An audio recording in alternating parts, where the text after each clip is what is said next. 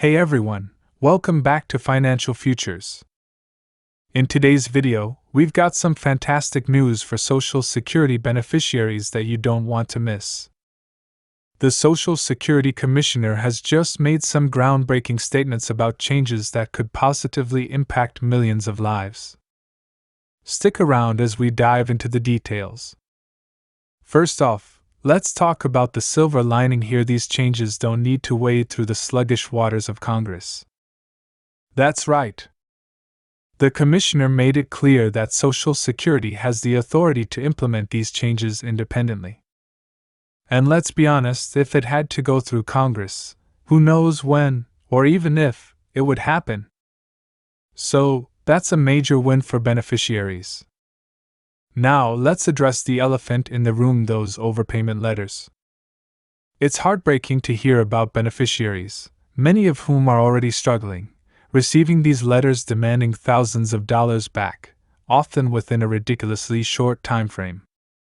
We're talking about people being pushed to the brink of homelessness because of this. It's just not acceptable. But here's where it gets interesting. The Commissioner Ali isn't just paying lip service to the problem. No, he's rolling up his sleeves and getting to work.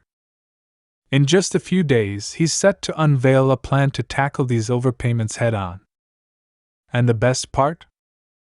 He's got some bold ideas up his sleeve, and he doesn't need Congress to sign off on them. So, what's on the table?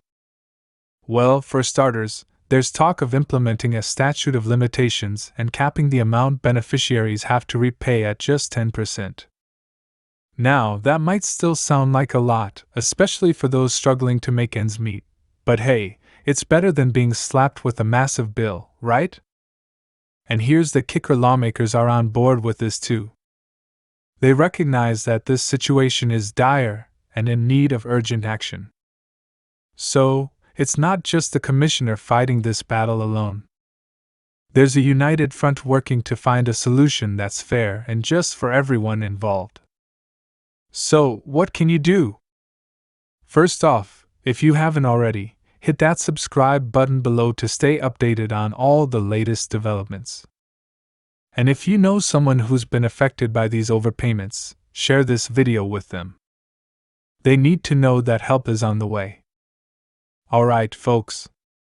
Keep an eye out for the Commissioner's announcement in the coming days, and let's hope for some positive changes on the horizon. As always, thanks for tuning in to Financial Futures. Remember, we're all in this together, and together, we'll navigate towards a brighter financial future. Today, we've also got some crucial updates regarding our Social Security recipients, including COLA estimates for the new year that I can't wait to share with you all. So, let's dive right into it. Alright, folks, let's get into the nitty-gritty of the latest COLA estimates. Now, you know how it goes. Inflation's been on the rise, and it's hitting us hard. Prices at the grocery store, services, deliveries, you name it, they're all skyrocketing. But let's focus on what's important: the 2025 COLA increase. According to the Senior Citizens League, a nonprofit advocacy group fighting for everyone on Social Security, including our beloved seniors, the latest estimate for the Social Security cost of living adjustment for 2025 has shot up to around 2.4%. That's quite the jump from the earlier estimate of 1.75% in January. The sharp gains in inflation last month played a significant role in this increase, with the Consumer Price Index data showing a rise to 3.2% in February from just a year ago. And let's not forget the core rate, which strips out volatile food and energy prices, rising to 3.8% on the year. So, what does all this mean for you? Well, it means that the COLA increase you were expecting just got a little bit bigger. While it's good news that the increase is going up, let's not celebrate just yet. Remember, this is just an estimate, and the final data won't be out until later this year, around October. But hey, every little bit helps, right? Especially with the way prices are climbing up these days. Let's stay optimistic. Now, let's switch gears for a moment. I stumbled upon this rather interesting article by a conservative pundit claiming that retirement is a stupid idea. Can you believe it? Retirement stupid?